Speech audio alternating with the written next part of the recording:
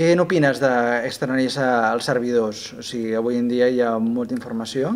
Sí, jo crec que, de fet, actualment hi ha també les grans empreses, normalment tenen els servidors externalitzats, perquè és una manera d'estalviar costos, evident. És a dir, les empreses s'han de focalitzar en el seu core business i no centrar-se potser en tota la infraestructura i tot el coneixement que requereix una gestió de servidors i de servidors mirall i de temes de seguretat, etc. No?